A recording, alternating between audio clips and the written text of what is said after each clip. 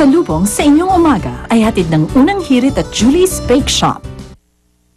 Sa Unang Hirit, bisyong totoo ang Unang Hirit, ang saya-saya. Sa Unang Hirit, Alright, good morning once again mga kapuso. Nagbabalik tayo dito sa Manila Zoo at ang inyong nakikita po sa inyong TV screens ay si Mali, yung 30-year-old elephant na nandito nga sa Manila Zoo for the past 30 plus years. Now, kasama pa rin natin syempre si Dr. Nielsen of Born to be Wild, Doc. Ay, Drew, okay, nandito tayo ulit. Alam mo bang difference ng Asian elephant from the African elephant? Yung kanilang tenga. Okay. Yung African elephants, yun yung mas malalaking tenga. Compared to, ito si Mali Asian elephant, mas maliliit ang tenga nito. Tapos, when they communicate, they use a very low frequency na sila lang nakakarinig na sobrang baba at yung mga vibrations nito. And the most interesting is their memory. Okay. They can remember yung place kung saan sila pinanganak. And pag nagmamigrate yan sa Africa or sa Asia, kaya nilang bumalik dun sa lugar na kung saan sila pinanganak. Speaking of memory, katulad na sinabi ni Doc Patrick kanina, na parang medyo nagre-react daw siya sa color red. Dahil nung bata daw yata siya, baka, the reason why medyo nagre-react siya sa red na color was because possibly, you know, yung poachers gumamit ng red na truck. Kaya pag pumapasok daw dito yung and that was 30 plus years ago. Yeah, right? So naalala pa niya yan. Wow. Exactly. Okay, mga kapuso, thank you so much, Doc Nielsen, Born to be Wild. Sa mga gusto makakita, makipag-bonding kay Mali. Wow, tinapay. Good job, good Mali. Pwede kayo pumunta dito sa Manila Zoo every single day, 7 o'clock in the morning till 6 p.m. Happy birthday, Christina Leodones. Magbabalik po ang Unang Hirit.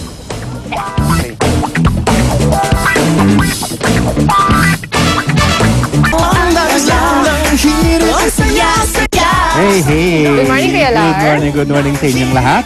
Happy birthday, Malu Santa Maria Padama. Ayun, ng Los Angeles, California. Ang layo na nararating. At si Norma Abansenya tomorrow naman. Happy birthday!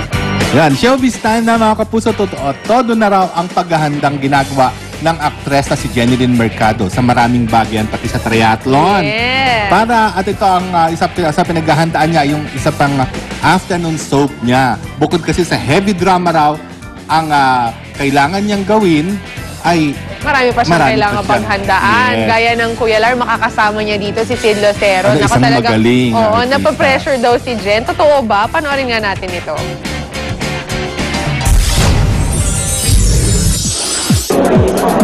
Panibagong hamon daw ang haharapin ni Jenilyn Mercado sa pagganap niya sa bagong afternoon crime soap ng GMA, ang Hindi Ka Na Mag-iisa. At dahil makakapareha ni Jen sa nasabing soap ang award-winning kapuso actor na si Sid Lucero, hindi tuloy maiwasan ng aktres na makaramdam daw ng matinding pressure. Oo naman. Ay, sa tingin ko, isa kasi siya sa pinakamagaling talaga na artista. At sabi ko nga matutulungan niya ako dito.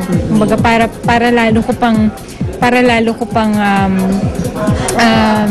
ma-improve yung acting skills ko. And Samantala, bukod sa masaya si Jen dahil sa kanyang bagong proyekto, lubos rin daw na ikinatutuwa ni Jen na pagiging mas malapit ng anak niyang si Alex Jazz sa boyfriend niyang si Luis Manzano.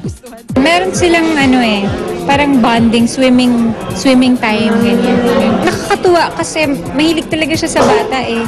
Tsaka makikita mo yung concern niya, tsaka yung love niya, makikita mo talaga.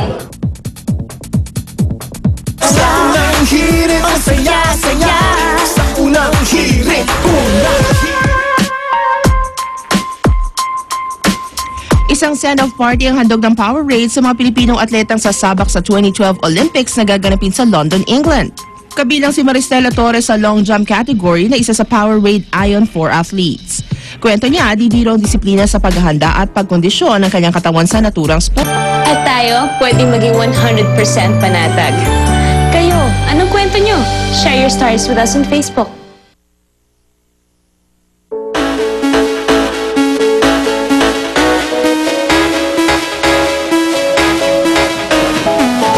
Thank you sa pagtambay. Kita ulit tayo bukas dito lang sa Unang Hirit!